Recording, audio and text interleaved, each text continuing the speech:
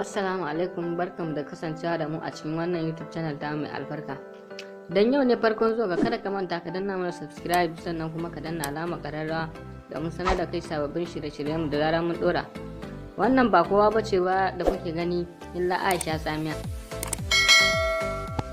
wanda mun kawo muku cikakkun hotunan ta ne wanda ba ku san da shi ba.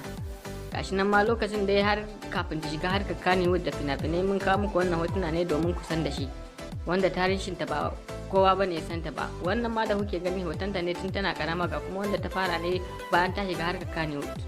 Ku biyo mu domin ganin ci gaba da wannan hotuna da kuma tarihi nata da muka kawo muku.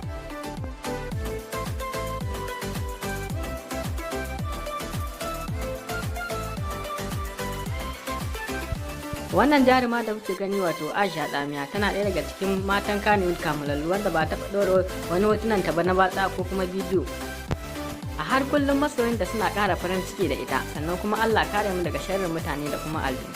Kada ka manta ku danna mana subscribe sannan kuma ku danna alamar ƙararrawa domin sanar da ku sababbin shirye-shiryen mu da zarar mun ɗora.